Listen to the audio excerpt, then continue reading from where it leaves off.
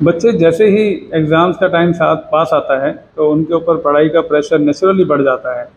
इसकी वजह से उनके अंदर स्ट्रेस प्रोड्यूस होता है। स्ट्रेस में सबसे बड़ा जो लक्षण होता है वो होता है चिड़चिड़ापन, गुस्सा आना, बात बात पर बहस करना पेरेंट्स के साथ, खाने की आदतों में बदलाव। यदि इस तरह के कोई लक्षण देखे जाते हैं तो आपका बच्चा स्ट्रेस में है। इस स्ट्रेस से बच्चे को बचाने के लिए आप उस पर एग्ज़ाम्स का प्रेशर बिल्कुल मत डालिए। स्पेशली हाई मार्क्स लाने का, ज़्यादा नंबर लाने का प्रेशर बिल्कुल मत डालिए।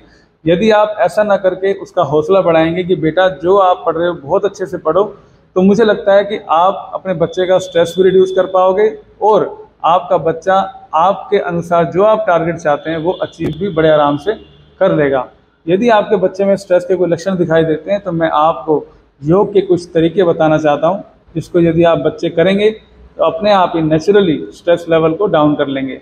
पहला है योग में ध्यान और ज्ञान मुद्रा। इससे आपके बच्चे का स्ट्रेस लेवल बहुत नॉर्मल रहेगा, स्ट्रेस नहीं होगा।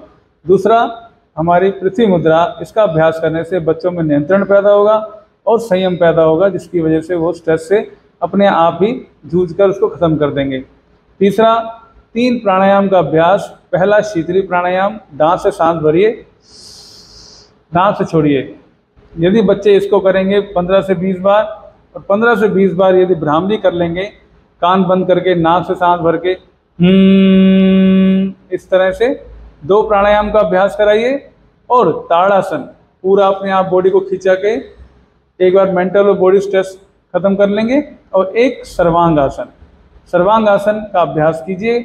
यदि आप इन सब योगी क्रियाओं का अभ्यास बच्चों को करवाते हैं प्रतिदिन, तो आप देखेंगे कि बच्चे का स्ट्रेस लेवल तो पैदा ही नहीं हो रहा, अपने आप ही स्ट्रेस खत्म कर रहा है और बच्चा बहुत अच्छा परफॉर्म कर रहा है। हमारे यहाँ बच्चे आते हैं, योग करते हैं और देखते हैं हम उनके अंदर कि एग्ज़ाम फोबिया जैसी कोई चीज़ है ही नहीं उनके अंदर, और बहुत ही अच्छा परफॉर्म कर रहे हैं।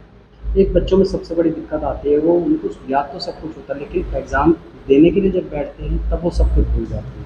वो सारा हार्मोनल चेंजेस की वजह से होता है। जो हार्मोन्स नाभि से पैदा होकर हमारे मस्तिष्क तक जाते हैं और जो हमें रिलैक्स रखते हैं, बच्चों में एक्टिविटी की कमी होने के कारण वो हार्मोन्स नाभि से सिर की तरफ नहीं जा पाते, जिसकी वजह से बच्चे अपनी स्ट्रेस से लड़ नहीं पाते। और क्योंकि पढ़ाई का प्रेशर इतना ज़्यादा हो गया कि बच्चों के पास खेलने का समय ही नहीं है, जिसकी वजह से उनके हार्मोनल जो चेंजेस होने चाहिए मेंटल रिलैक्सेशन के लिए वो उनको नहीं मिल पा रहे, जिसकी वजह से आज वो मेंटली बीमार हैं।